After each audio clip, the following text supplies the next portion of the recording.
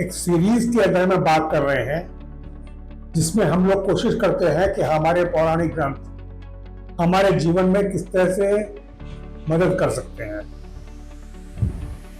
इस चर्चा के अंदर में आज जो हम लोग टॉपिक पकड़ लिए हैं आपके सामने वो है हनुमान जी के जीवन से मनोवैज्ञानिक विकास की शिक्षाएं क्या क्या हमें मिल सकती है।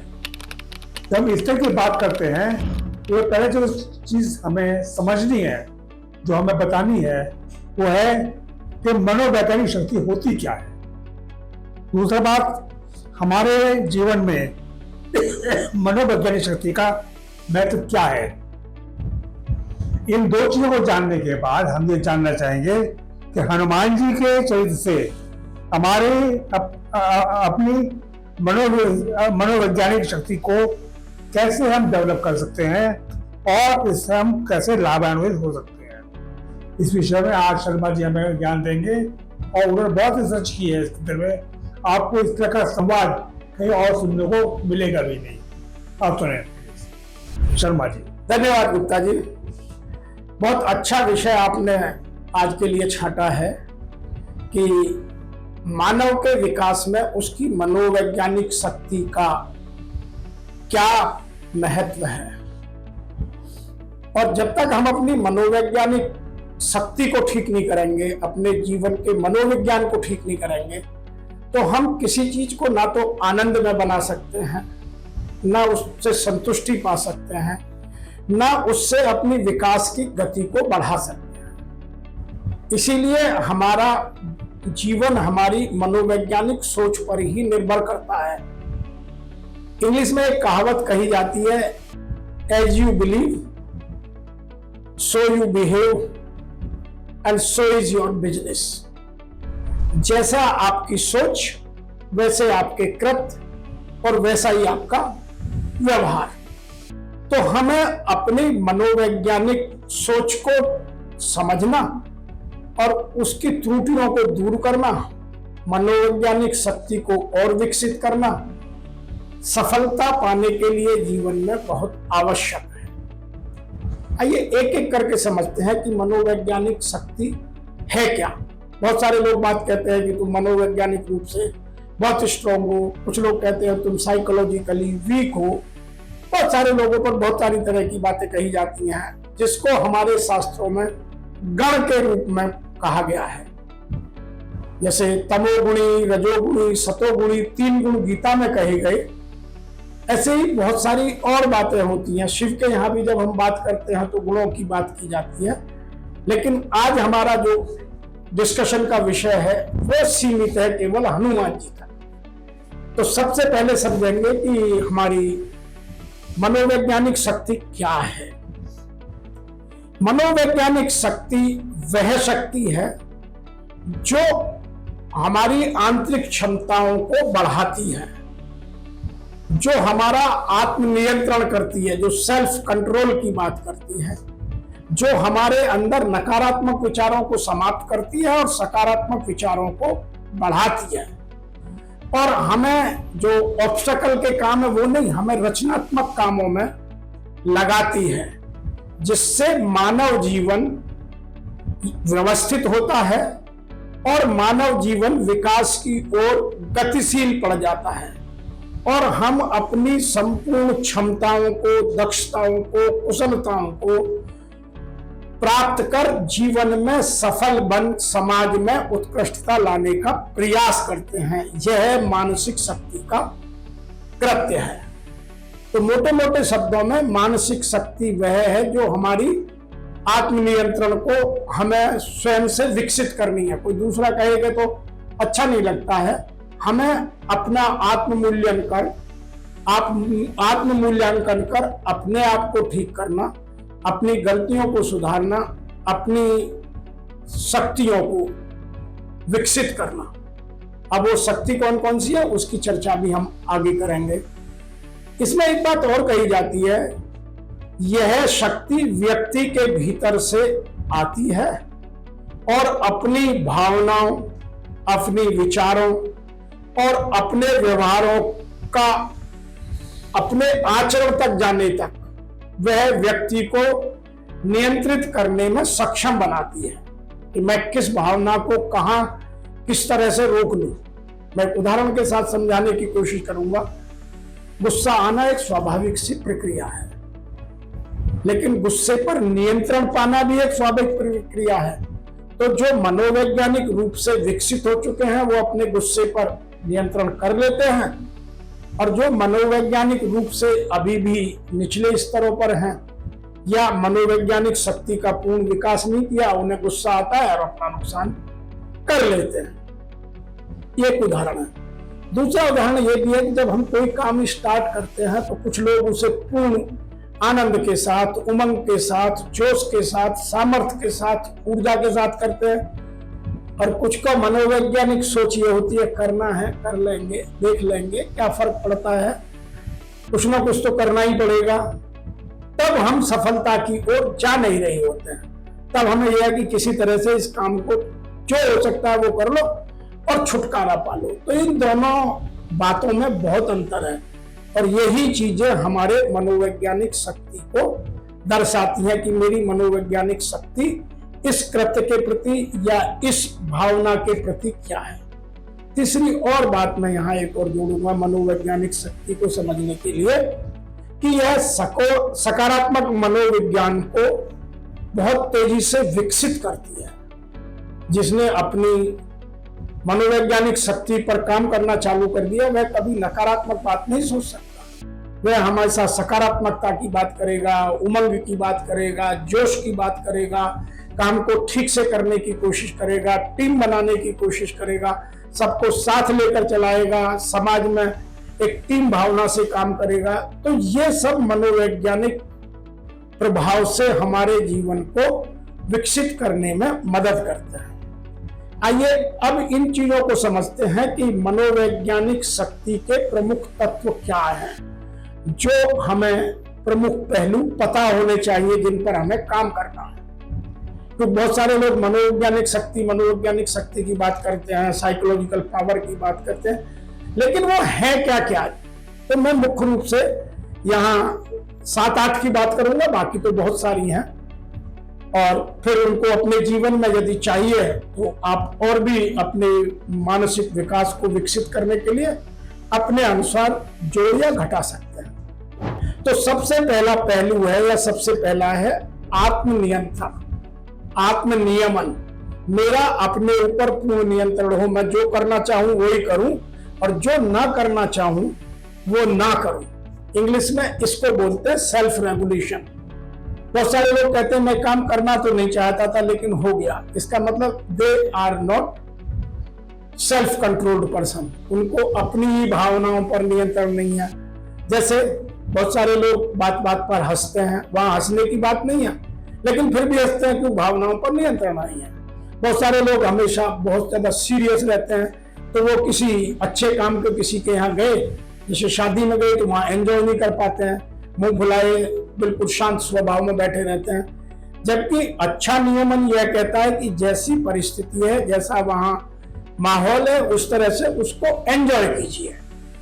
आप किसी के यहाँ अच्छे काम में गए हैं तो उसकी तारीफ कीजिए, किसी के यहाँ दुख में गए तो उसको सहयोग देने की कोशिश कीजिए।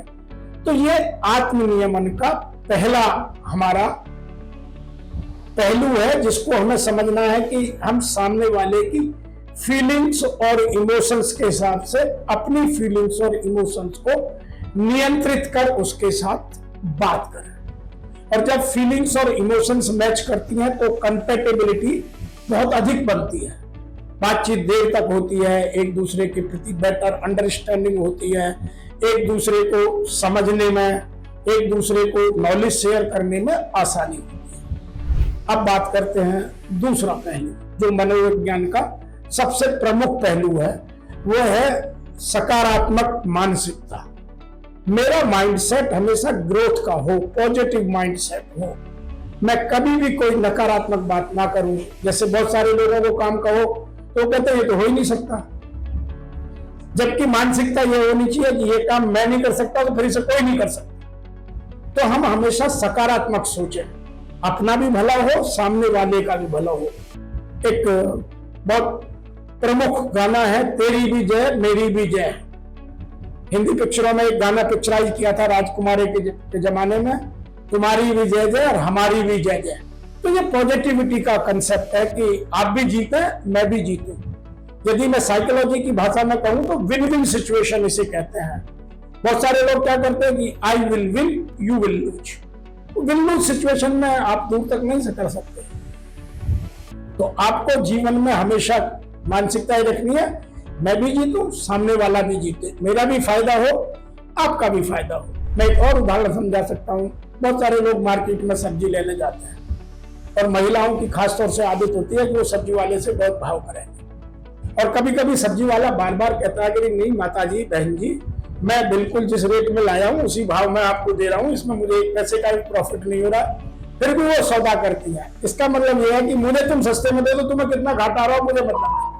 और ये वो नहीं समझते कि यदि उसे घाटा होगा तो अगले दिन दुकानदार कहाँ से आएगा, घाटे का बिजनेस तो कोई नहीं करता। तो हमेशा हमें अपने जीवन में I will win you will also win, win win situation में रहना है, तब हमारे संबंध मधुर बनेंगे।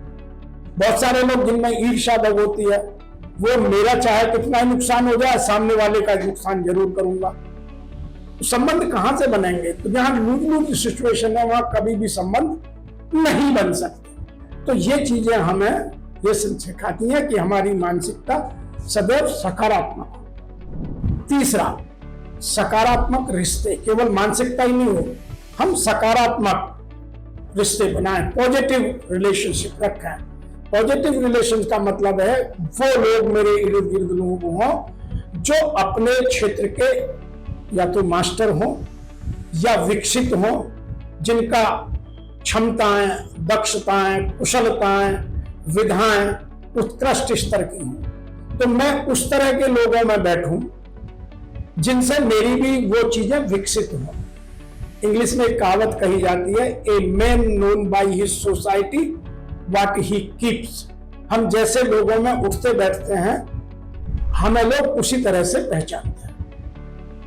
मैं आपको और सटीक एक उदाहरण देता हूं। यदि हम दूध की दुकान पर कुल्हड़ में कुछ भी पिए तो लोग यही समझेंगे कि हम दूध पी रहे हैं। इसके विपरीत यदि मैं मीट की दुकान के बाहर खड़ा हूं तो मैं मीट खाता हूं या नहीं खाता हूं, लेकिन लोग क्या मैसेज कैरी करेंगे कि ये मीट खरीदने आया है, मीट खाता है।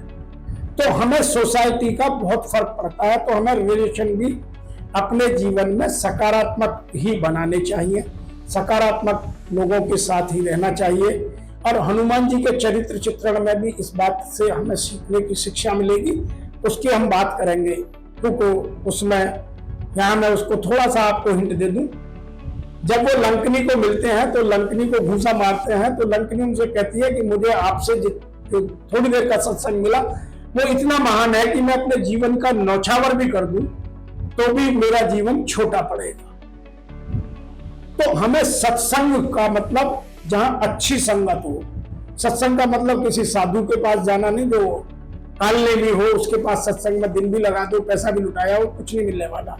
सत्संग का मतलब यह है कि जहां मेरा ज्ञान विकसित हो सके, मैं अच्छे विचारों को ग्रहण कर सकूं। चौथी बात है रचनात्मकता। मेरे जीवन में क्रिएटिविटी हो। मैं कभी भी कोई काम समाज को तोड़ने का, बखेरने का, बर्बाद करने का सोचूं तो नहीं। मैं वो काम करूं जिससे लोग जुड़ते हो, लोगों में समन्वय बनता हो, लोगों में एकता आती हो, घर में एकता रहती हो, समाज में एकता रहती हो, जिससे हम इकाई में काम करते हैं, जिस सोसाइटी में रहते हैं, सब जगह हम एकता की बात करें, समन्वयता की बात करें, जीवन में सरलता की बात करें और कुछ नयापन लाने की बात करें। उसको बोलते हैं लाइफ में क्रिएटिविटी। जो जैसा होता आ रहा है हम लकीर के फकीर ना बने, अपने जीवन में कुछ नया करने की, जिसको हम इंग्लिश में बोलते हैं R&D, रिसर्च एंड डेवलपमेंट करते रहें। आज भारत इतना पीछे क्यों रह गया? मैं ये बात बहुत बड़े फोरम पर बोलता हूँ, क्योंकि भारत में क्रिएटिविटी हमने यंग टीम में डेवलप ही नहीं किया है। हर आदमी से कहते हैं भाई ये हमारे रीति रिवाज है, ऐसे ही होगा। ऐसा नहीं है। अरे जो चीजें हैं उनको साइंटिफिक तरीके से डेवलप कीजिए, विकसित कीजिए और फिर आगे बढ़िए। आप साहित्य में R&D कर सकते हैं, आप मेडिसिन में R&D कर सकते हैं, आप बिजनेस में कर सकते हैं, तो हम जहां जहां भी अपने नए विकसित रूप को ला सकते हैं, हम नकल मारने से बचें, हम विकसित होने की कोशिश करें। यह कहलाती है रचनात्मकता। नंबर 5वां पॉइंट है समस्या का समाधान कौशल। मतलब हमारे अंदर प्रॉब्लम सॉल्विंग स्किल होना जरूरी है। जीवन में समस्याएं सबके में आई थी, सबके में आ रही हैं और भविष्य में भी सबके जीवन में समस्याएं आएंगी। जीवन में समस्याएं हैं तभी जीवन में संघर्ष है, संघर्ष है और उस समस्याओं से पार जाकर ही जीवन का मजा है। जिसके जीवन में संघर्ष नहीं है उसके जीवन में कोई आनंद नहीं है। इसीलिए हमें प्रॉब्लम आती रहे, हम उनको हल करते रहें, यह क्रम बना रहना चाहिए। प्रॉब्लम को सॉल्व करने की स्किल सीखना ये भी हमारी मनोवैज्ञानिक शक्ति का एक प्रमुख पहलू है। अगला पहलू है आत्म अनुशासन, सेल्फ डिसिप्लिन। बहुत सारे लोग मोटिवेशन और डिसिप्लिन की बात करते हैं। मैं मोटिवेशन को कभी अच्छा नहीं मानता, क्योंकि मोटिवेशन उस समय के लिए आता है फिर चला जाता है। लेकिन जिसने अपना सेल्फ डिसिप्लिन कर लिया, जिसने अपने आप को अनुशासित कर लिया, फिर उसको कोई करने की जरूरत नहीं है। बहुत सारे लोगों की बायो क्लॉक इतनी स्ट्रांग होती है, उन्हें कोई जगाए न जगाए सुबह 4 बजे उठ जाते हैं। बहुत सारे लोगों को टाइम का इतना पता होता है कि वो कभी भी कहीं भी हो, कभी भी पूछिएगा ठीक से बताएंगे। बहुत सारे लोगों की आदतें ऐसी होती हैं, आप उन्हें देखें ना देखें वो उस काम को करेंगे ही नहीं। तो जो साक्षी भाव का हमारे शास्त्रों में, हमारे ग्रंथों में, हमारे धार्मिक पुस्तकों में जो वर्णन है वो इसी बात का इंगित करता है कि हम सेल्फ कंट्रोल रहें। हमें किसी के देखने ना देखने की, किसी के बताने की, किसी के वॉच करने की, किसी के हम पर नियंत्रण रखने की आवश्यकता नहीं है। मुझे क्या करना क्या नहीं करना है मुझे पूरी तरह से पता होना चाहिए। अगला है जो इससे भी ज्यादा जरूरी है वो ये है कि हम मनोवैज्ञानिक शक्ति को विकसित कैसे करें। ये बातें तो हमें कुछ पता चल गई कि हमारे जीवन में किन किन को हम मनोवैज्ञानिक शक्ति में शामिल कर सकते हैं। इसके अतिरिक्त और बहुत सारे इशू हैं। अब इशू आता है कि इन चीजों को हम कैसे विकसित करें। उसके भी मैं 5 पहलुओं पर चर्चा करूंगा, बाकी और बहुत सारे पहलू अलग अलग तरीके से हो सकते हैं, लेकिन प्रमुखतः ये 5 हर किसी के काम के हैं, इसलिए 5 पहलुओं की बात करें। सबसे पहला इशू है कि हम आत्मचिंतन और आत्म मूल्यांकन करें। मेरे जीवन में जो भी समस्याएं हैं, मेरे जीवन का जो भी लक्ष्य है, मैं उसका आत्मचिंतन करूं कि भगवान ने मुझे क्या क्षमताएं दी हैं, क्या दक्षताएं दी हैं, क्या कुशलताएं दी हैं। क्योंकि प्रत्येक व्यक्ति अलग है। हम नकल करते हैं, माँ बाप दूसरे के कंपटीशन में थोपते हैं, तो जो हमारा ओरिजिनल व्यक्तित्व है वो दब जाता है और हम किसी की नकल में लग जाते हैं। तो हमें अपना आत्म मूल्यांकन करना है कि भगवान ने मुझे क्या अच्छा दिया है। मैं यहाँ एक बात और कह दूं, भगवान ने प्रत्येक व्यक्ति को, प्रत्येक जीव को कुछ ना कुछ उत्कृष्ट देकर इस जमीन पर पैदा किया है।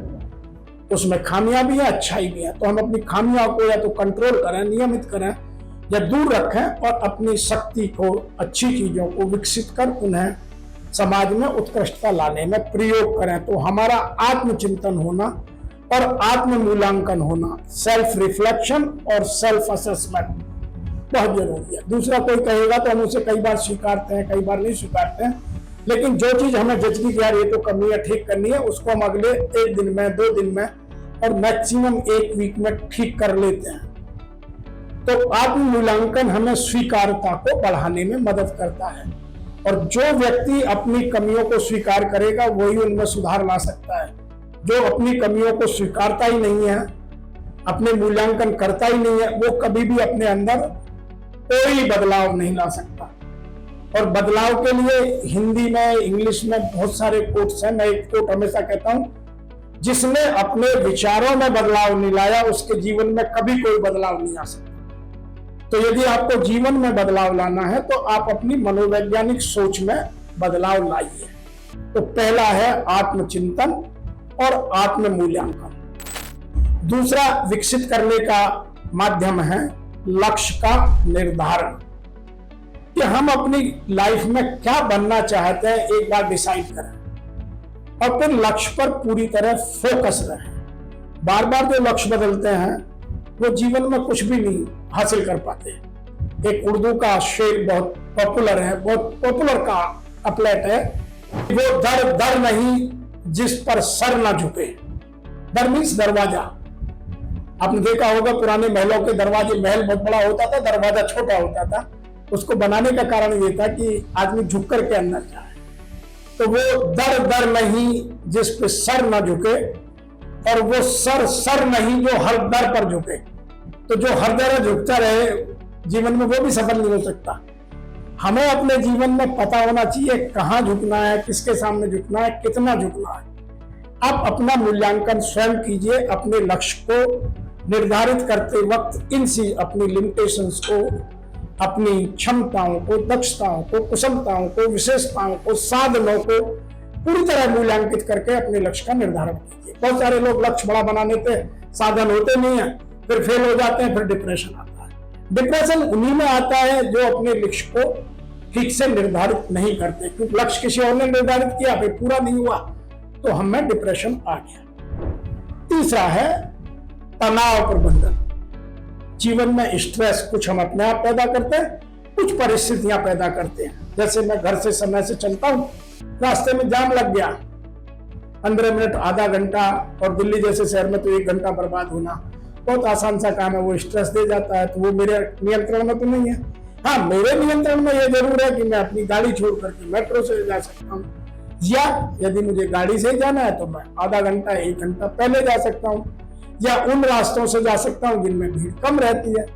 तो ये मेरे जीवन का तनाव प्रबंधन का तरीका है कि मैं अपने स्ट्रेस को कैसे कम करूं। जिन चीजों का मुझे ज्ञान नहीं है, मैं अपना ज्ञान पाऊं, विकसित करूं। तो मैंने सोसाइटी की बात करी, मैं ऐसे लोगों में बैठूं जो जिन चीजों को जानते हैं, तो वहां उनसे बात करने में, उनसे गाइडलाइन लेने में, उनसे कुछ कोचिंग लेने में, मुझे चीजें सीखने में मदद मिल सकती है। तो सोसाइटी का महत्व है। चौथा है कृतज्ञता का अभ्यास। हम अपने जीवन में ग्रेटिट्यूड को जगह दें, एटीट्यूड फॉर ग्रेटिट्यूड हमेशा रखें। हम दूसरों के प्रति कृतज्ञ रहें, कृतज्ञता का भाव रखें। सदैव किसी ने मेरे साथ कुछ अच्छा काम किया है तो उसे धन्यवाद दें, अच्छी चीजों के लिए धन्यवाद दें। जीवन में अच्छी चीजों को सदैव याद रखें, और हमेशा बातचीत करने से पहले से प्लीज, हिंदी में कृपया, महोदय, सम्मान सूचक शब्दों का प्रयोग करें। हम किसी के प्रति यदि घृणा भी हो, द्वेष भी हो, किन्हीं कारणों से, लेकिन बातचीत में सम्मान सूचक शब्दों का प्रयोग करना अत्यंत आवश्यक है। तो ये प्रैक्टिस की बात है। कुछ लोग सामने वाले को इज्जत नहीं देते, बहुत छोटा समझते हैं, तो पहले सेंटेंस में ही उनकी पोल खुल जाती है, झगड़ा हो जाता है, ना तो अच्छे संबंध बन पाते हैं, ना काम पूरा हो पाता है। तो हमें एटीट्यूड फॉर ग्रेटिट्यूड के लिए अपनी भाषा पर नियंत्रण रखना, अपने शब्दों के चयन पर नियंत्रण रखना, अपनी बॉडी लैंग्वेज पर नियंत्रण रखना, ये सब मनोवैज्ञानिक विकास के चरण हैं।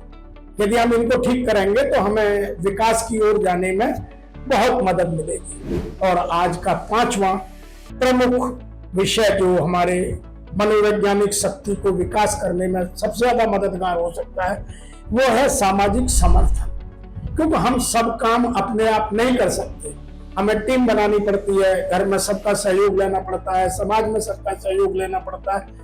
तो हम में टीम भावना या सबके साथ समन्वय, सहयोग, कोऑर्डिनेशन की भावना का होना बहुत आवश्यक है। और यदि मैं इन 5 चीजों पर ठीक से काम करूं तो मेरी मनोवैज्ञानिक शक्ति खुद ब खुद स्वयं अपने आप बहुत उत्कृष्ट स्तर की बन जाएगी। अब हम बात करते हैं कि हनुमान जी के माध्यम से हम इन चीजों को अपने जीवन में उतारने के लिए कैसे समझ सकते हैं। हनुमान जी जो आज के सबसे जागृत और शक्तिशाली देव माने जाते हैं, उनके कुछ उदाहरणों से समझने की कोशिश करते हैं।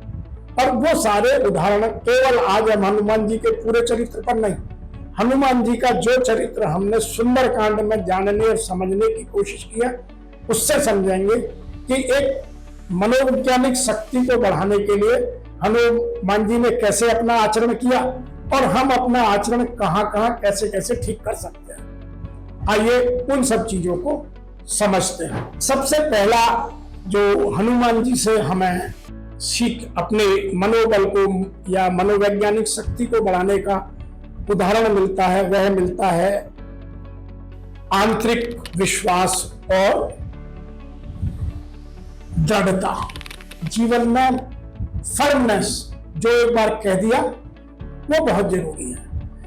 मैं हनुमान जी के माध्यम से यहाँ यह समझाना चाहता हूं कि जब हनुमान जी ने यह तय कर लिया कि मुझे छलांग लगाकर इधर से लंका जाना ही है, तो उन्होंने छलांग लगाने से पहले किस तरह के अपना एटीट्यूड बनाया, वो बाबा तुलसीदास जी ने यहाँ एक लाइन में लिखा है कि आंतरिक विश्वास और दृढ़ता का जो उदाहरण मिलता है, सिंधु तूर एक भूधर सुंदर कौतुक कूद चढ़े उता ऊपर।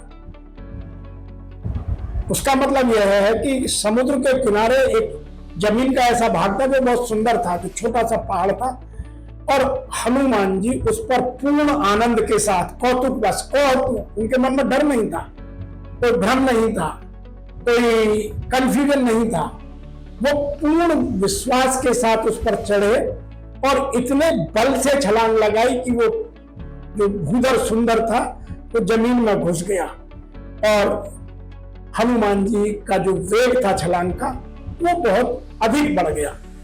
हमें यह उदाहरण देकर समझाने की कोशिश करती है कि हम जब भी कोई काम शुरू करें तो पूर्ण मनोयोग से करें, पूर्ण उत्साह के साथ काम करें, पूर्ण आनंद के साथ काम करें, पूर्ण ऊर्जा के साथ काम करें, आधे अधूरे मन से कोई काम ना करें। तब हमारी मनोवैज्ञानिक शक्तियां बहुत विकसित होंगी। पहला उदाहरण। दूसरा उदाहरण हनुमान जी से लेते हैं। जब मैंने आपको भी कहा कि हम जब अपनी गोल सेटिंग करें तो हम अपने गोल पर फोकस्ड रहें, एकाग्रचित्त रहें। तो हनुमान जी ने भी यहाँ एक एकाग्रता और लक्ष्य पर केंद्रित होने के लिए बहुत जोरदार बात कही है। बाबा तुलसीदास जी ने उसे लिखा है कि जब मैनाक पर्वत उनसे कहता है कि हनुमान जी आप बहुत दूर से छलांग लगाकर आए हैं, थक गए होंगे, थोड़ी देर मेरे ऊपर विश्राम कर लीजिए और फिर आप हो जाइएगा, तो हनुमान जी उससे क्या कहते हैं? देखिए, उनकी क्षमताओं की, उनकी दक्षताओं की, उनकी कुशलताओं की, उनकी मानसिक सोच की हमें दाद देनी पड़ेगी, हमें सीखना चाहने की बहुत आवश्यकता है। राम काज कीने बिना मोर कहाँ विश्राम। He was so much focused कि मैं कोई आराम नहीं करूंगा, मेरे लिए कंफर्ट जोन कोई मीनिंग नहीं रखता। आज का युवा कंफर्ट जोन में फंसकर अपने जीवन को बर्बाद कर रहा है। वह हनुमान जी से कभी नहीं सीखता कि मुझे अपने कंफर्ट जोन से बाहर आकर ग्रोथ जोन में जाना है, सक्सेस जोन में जाना है, और सक्सेस जोन में कभी आराम की बात नहीं होती। हनुमान जी ने स्पष्ट से कहा है कि राम काज कीने बिना मोह कहाँ विश्राम। जब तक मैं प्रभु श्री राम का काम नहीं कर लेता, मेरे जीवन में आराम के लिए कोई जगह नहीं है। और जब हम आज के टाइम में किसी से बात करें, हम वर्क लाइफ बैलेंस की बात करते हैं कि हमें आराम के लिए समय नहीं मिलता। कुछ लोग बात करते हैं कि आराम के बगैर जीवन में मजा ही क्या है, फिर जीवन में हम पैसा ही किस लिए कमा रहे हैं। अरे भैया, ग्रोथ चाहिए तो आराम को भूलना ही पड़ेगा। हाँ, जो शारीरिक विकास के लिए आराम जरूरी है, जैसे 8 घंटे की जगह 6 घंटे की नींद आवश्यक है, तो 6 घंटे सोना जरूरी है। तो हमें ये चीज हनुमान जी से सीखनी पड़ेगी कि हम अपने लक्ष्य पर पूर्णतः केंद्रित रहें और कभी भी कंफर्ट जोन में तब तक ना जाएं जब तक अपने लक्ष्य को, निर्धारित लक्ष्य को प्राप्त ना कर दें। तीसरा जो हनुमान जी से सीखने की है, जो मैंने एटीट्यूड फॉर ग्रेटिट्यूड की बात की, तो मैं उसे हिंदी में बोलूंगा विनम्रता और सेवा भाव। तो हनुमान जी ने यहाँ बहुत अच्छी बात कही कि जब उनसे पूछा गया कि आपने लंका की खोज कैसे की, सीता जी का कैसे पता लगाया, आपको तो बड़ी कठिनाई होगी, तो उन्होंने बड़े आनंदमय शब्दों में, बड़े सरल स्वभाव से कहा सुन माता शाखा प्रिय, नहीं बल बुद्धि विशाल। मेरी बुद्धि की इसमें विशालता की कोई आवश्यकता ही नहीं है। तो माता सीता ने पूछा था उनसे ये प्रश्न कि मेरी खोज में तुम्हें बहुत शक्ति लगानी पड़ी होगी, तुम कहां से कैसे कैसे खोज आए। तो उन्होंने बड़ी विनय से कहा कि सुन माता शाखा मृग, नहीं बल बुद्धि विशाल, प्रभु प्रताप ते सुमहि खाई लगोम परम प्यार।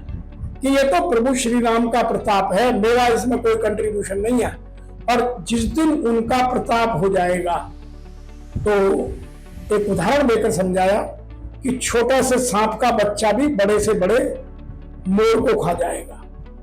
जबकि होता क्या है कि मोर का भोजन ही सांप है, लेकिन जिस दिन भगवान ने सांप को शक्ति दे दी, वो मोर को खा जाएगा। तो यहां हमें समझने की है कि हमें इतनी विनम्रता और आत्मशक्ति का संचार होना चाहिए कि हम जिस काम को करेंगे उसको करे बगैर अपने जीवन में बैठ नहीं सकते। लेकिन दोनों के लिए विनम्रता और सेवा भाव ये बहुत जरूरी है। तो बहुत सारे लोगों में अहम आ जाता है कि मैं तो बहुत बड़ा आदमी हूं तो सेवा नहीं कर सकता, वो सेवा कराने लगता है।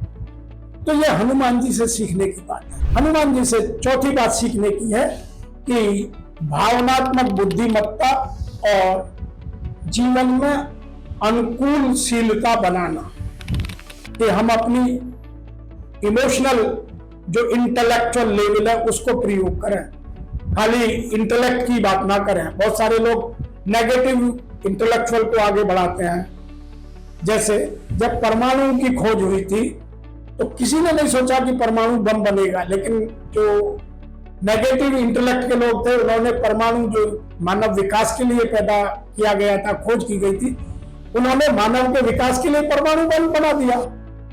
तो सोच के ऊपर निर्भर करता है कि हमारी सोच समाज में धनात्मक बदलाव लाने की है, गुणात्मक बदलाव लाने की है या नकारात्मक बदलाव लाने की है। तो मैं अपनी शक्तियों का प्रयोग किन कामों के लिए कर रहा हूं, हनुमान जी से सीखने की जरूरत है। और उन्होंने यह बात कहां प्रयोग न की, जब पहली बार वो विभीषण जी से मिले तो विभीषण जी ने कहा कि मैं तो राक्षस कुल में पैदा हुआ हूं, अधम जात का हूं, मेरे लिए मैं तो भगवान से कैसे मुलाकात हो सकती है, मैं भगवान का सुमरन कैसे कर सकता हूं, मैं तो बहुत वीक हूं। तो हनुमान जी ने कहा तुम क्या हो, मेरी सुनो।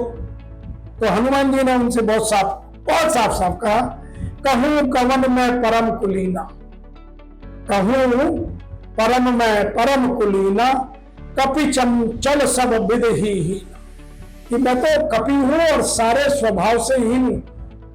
बंदर का तो जन्म इस पेड़ पे से फल तोड़, उसकी टहनियां तोड़, उसकी शाखा तोड़, इधर से उधर कर, और आप कह रहे हैं मैं कमजोर हूं। अरे नहीं प्रभु, शास्त्रों में लिखा है प्रात ले जो नाम हमारा, कई दिन ताहे न मिले आहारा। शास्त्रों में हमारे लिए तो ऐसा लिखा है कि जो सुबह सुबह वानर के दर्शन कर ले या नाम ले ले, उस दिन उसे भोजन नहीं मिलेगा। आप कहां से अधम हो गए। तो उन्होंने उनको मोटिवेट करने के लिए अपने आप को छोटा नहीं किया, लेकिन अपने आप को उस तरह से प्रदर्शित किया कि सामने वाले में सकारात्मकता का संचार हो जाए और उसको किसी तरह की भी जो इंफीरियरिटी कॉम्प्लेक्स है पैदा ना हो। देखिए, ये यहाँ दो चीजें बहुत जरूरी है समझने के लिए। बहुत सारे लोग इंफीरियरिटी कॉम्प्लेक्स में फंसे रहते हैं, बहुत सारे लोग सुपीरियरिटी कॉम्प्लेक्स में फंसे रहते हैं। कुछ में अहम आता है, आई एम सो सुपीरियर, और कुछ में उदासीनता अवसाद आता है, मैं कुछ भी नहीं हूं, भगवान ने गरीब घर में पैदा कर दिया, भगवान ने मेरे को कमजोर बना दिया, दिव्यांग बना दिया। अरे ऐसा कुछ नहीं है। आप यदि मन से उच्च बनाएंगे तो आप कुछ भी पा सकते हैं। हनुमान जी ने ये बात हमें यहाँ समझाने की कोशिश की है। छठवीं बात है बल बुद्धि का प्रयोग, कि कहाँ हमें बल का प्रयोग करना है, बुद्धि बल का प्रयोग करना है, कहाँ शारीरिक बल का प्रयोग करना है। तो भगवान ने सबको बल दिए हैं। किसी को रूप का बल है, किसी को ज्ञान का बल है, किसी को धन का बल है, किसी को बाहु बल है, किसी को दल बल है, किसी को घर का बल है। भगवान ने सबको कुछ ना कुछ बल दिया है। तो हमें कहाँ कौन सा किन परिस्थितियों में बल का प्रयोग करना है, हनुमान जी ये बहुत स्पष्ट रूप से बताते हैं। और यह बात उन्होंने अपने आचरण में, अपने व्यवहार में प्रदर्शित की है। जब वो छलांग लगा करके लंका की ओर जा रहे हैं तो सबसे पहली मुलाकात उनकी होती है सुरसा से। और सुरसा बहुत बलवती है, वो बार बार अपना आकार बड़ा करती है। हनुमान जी को 8 सिद्धियां और 9 निधि के मालिक है, वो कितना ही आकार बढ़ा और घटा सकते हैं, वो बार बार बड़ा करते हैं। लेकिन वो सोचते हैं कि मैं कब तक करता रहूं, इसका तो कोई अंत नहीं है। तो वहां उन्होंने कौन सी बुद्धि का, देखिए बुद्धि की तार्किकता को यहां समझने की आवश्यकता है कि उन्होंने कौन सी बुद्धि का प्रयोग किया। बाबा तुलसीदास लिखते हैं, जैसे जैसे सुरसा बदन बढ़ावा, जैसे जैसे सुरसा अपने बदन को, मुंह के आकार को बड़ा करती है, तस तस तास दून कपि रूप दिखावा, भगवान हनुमान जी उससे दुगना कर लेते हैं। सत जोजन तेहि आनन कीना, जैसे सुरसा ने 100 योजन का अपना मुख खोला तो हनुमान जी ने कहा यार इसकी कोई अंत नहीं है, ये तो दिन भर बढ़ना घटना लगा रहेगा। उन्होंने तुरंत अपने आप को बहुत छोटा किया, उसके मुख से घुसे, बाहर निकल आए और प्रणाम करके बोले, माता जी आपके मुंह में मैं घुस गया, वापस आ गया, अब मेरा काम हो गया, आप मुझे आगे चलने दीजिए। तो यह बात हमें यह बताती है कि हमें कहां कौन से बल का किस तरह से प्रयोग करना चाहिए ताकि हमारे जीवन में विन विन सिचुएशन और कृत्य के प्रति सार्थकता बनी रहे। बहुत सारे लोग काम करते हैं लेकिन उनकी मेहनत निरर्थक जाती है। सार्थकता के लिए हमें इन चीजों को जानना बहुत आवश्यक है। और आज का हनुमान जी के चरित्र से अंतिम सीख, हनुमान जी तो अपार सीखों के माध्यम है, लेकिन आज का वीडियो की भी कोई सीमा है, मर्यादाएं हैं, वह है अटूट भक्ति और समर्पण। हमें अपने जीवन में दूसरे के प्रति समर्पण का भाव, क्योंकि गुरु के प्रति समर्पण नहीं होगा तो ज्ञान विकास नहीं होगा, माँ बाप के प्रति समर्पण नहीं होगा तो सेवा का नहीं होगा, स्वामी के सेवक के प्रति समर्पण नहीं होगा तो सेवा भाव नहीं होगा। तो हमें इन चीजों को भी अपने जीवन में, पत्नी का पति के प्रति, पति का पत्नी के प्रति, ये जीवन में समर्पण के अनेक उदाहरण हैं। तो हनुमान जी के माध्यम से इसको एक और उदाहरण की तरह से हमें समझाने की कोशिश की है। और उन्होंने यह चरित्र चित्रण तब का है जब माता सीता का पता लगाकर हनुमान जी वापस प्रभु श्री राम के पास खबर देने पहुंच जाते हैं। और वहां जब दोनों में वार्तालाप होता है तो वहां उन्होंने किस तरह से अपनी अटूट भक्ति और समर्पण का परिचय दिया, वह बात समझने की है। और वह यह है, सुन प्रभु वचन बिलोक मुख गात हरस हनुमंत।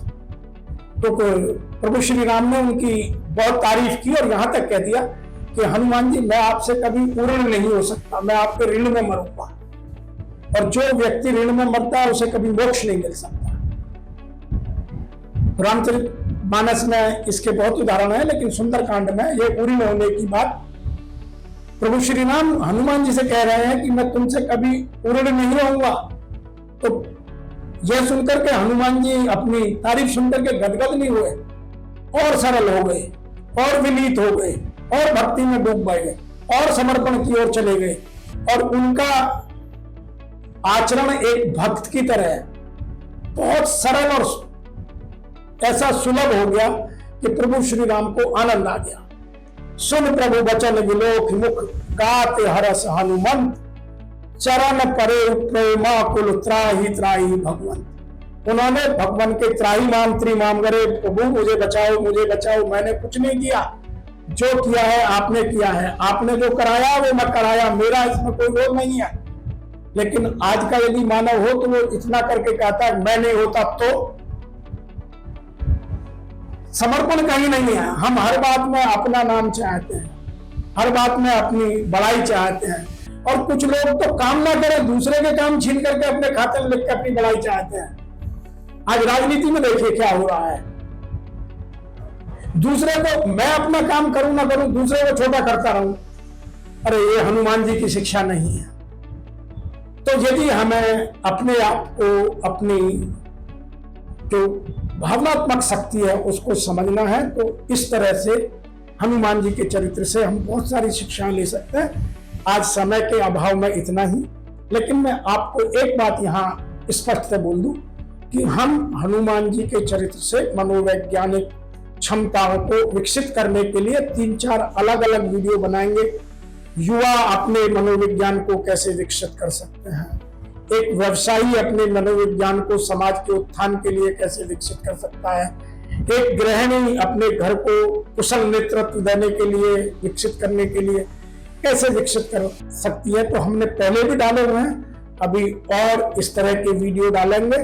आपको यदि अच्छे लगते हैं तो उन सबको सुनिए और अपनी प्रतिक्रियाएं समय समय पर हमें लिखिए, ताकि हम भी आपके ज्ञान से लाभान्वित हो सकें और अपनी इस यात्रा को जो समाज में समरसता, सरलता, उत्कृष्टता लाने का प्रयास है उसमें और अच्छा सहयोग दे सकें। आपको साधुवाद। बहुत बहुत धन्यवाद शर्मा जी। और श्रोतागण, आपका जो भी हमें ये समाचार मिलेगा, हम उसी के अनुरूप आपको अपना जो विचार है वो बना के आपको देंगे, ताकि वो आपके लिए लाभकारी हो सके। धन्यवाद।